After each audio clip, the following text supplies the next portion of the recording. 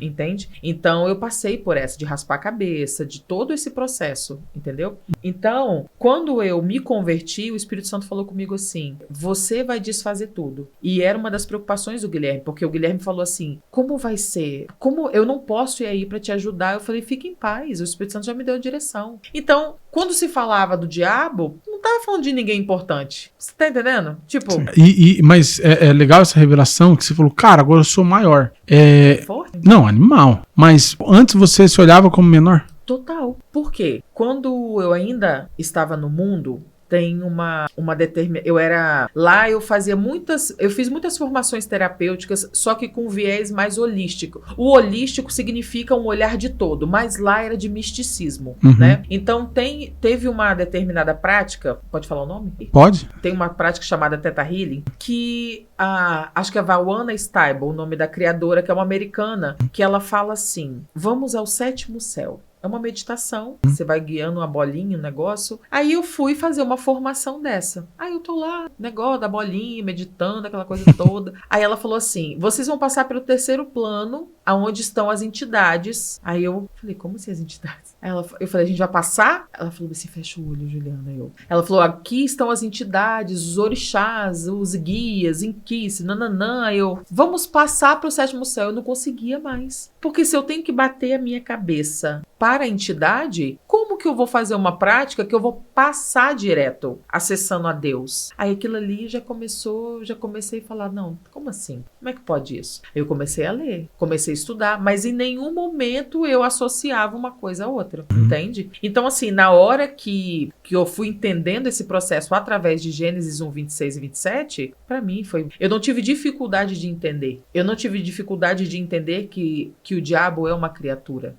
Entendeu? Eu não tive dificuldade nenhuma. Eu não tive dificuldade nenhuma porque lá num dado momento, lá na frente, eu não sei se é Paulo que pergunta se Deus em algum momento chamou os anjos de filho. Eu falei: não, mas ele chama de filho. Sim, isso pra caramba. Eu acredito que é 1 João 3, que fala sobre essa questão da filiação, que o mundo não nos conhece porque não o conheceu. Então, a gente precisa entender quem somos nós em Deus. Aí eu desfiz todas as coisas, peguei tudo que o Espírito Santo me orientou, fui à praia e fiz exatamente do jeito que ele mandou. Exatamente do jeito que ele mandou, eu fiz todas as coisas. Você pode detalhar ou é algo específico? Então, não tem assim, é porque com cada... Eu acho melhor nem detalhar, sim, porque com cada pessoa, tipo assim, pra poder fazer uma doutrina, né? Cada pessoa é de um jeito. Tem que ser direcionado pelo Espírito. Exatamente. Entendi. Cara, e qual foi o processo de realmente de quebra, de limpeza, de tudo isso, né?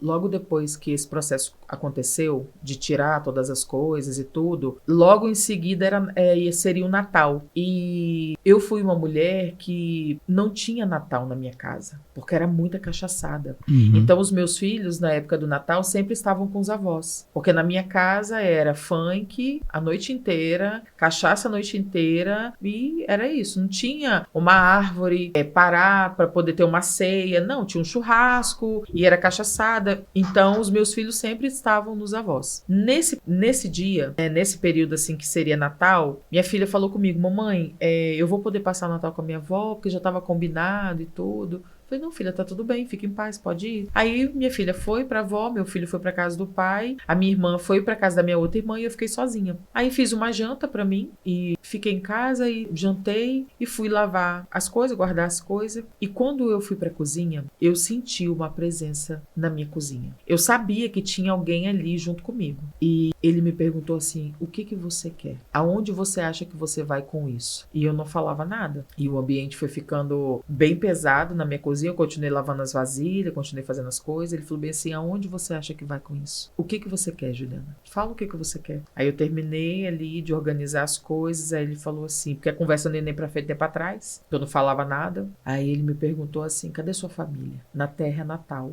você não tem ninguém. Por que você não se mata? Você não vai fazer falta pra ninguém. E eu entendi a opressão ali. Aí eu saí, passei pela cozinha, fui lá onde era o altar, ajoelhei e falei assim: Senhor Jesus, eu te aceitei como Senhor e Salvador da minha vida. blinda a minha mente. Aí eu orei e falei assim, diabo, se você tem dívidas para cobrar, você vai lá e cobra a Deus agora, porque eu sirvo a Ele agora. E você sabe do que eu sou capaz por fidelidade. Levantei. Porque quando fala que os filhos das trevas são mais prudentes que os filhos da luz, Satanás cobra na vida. Eu não vi pessoas morrer, mas eu vi a companheira da pessoa morrer. Eu sofri acidente quando eu queria sair. Eu quase fiquei louca todas as vezes que eu pensava em ter outra vida. Todas as vezes que meu ex-marido saía de casa, a voz no meu ouvido, vai que eu vou te mostrar onde ele tá. E aquilo ali ele fazia comigo o que ele queria. Porque é isso que ele faz. Aqueles que ele pode tocar, os mortos espirituais, ele faz o que ele quer com eles. E era assim que ele fazia com a minha vida. Porque o morto não se governa. O morto espiritual não se governa. Então, quando você bebe, você não tá bebendo sozinho. Quando você se droga, você não tá se drogando sozinho. Quando você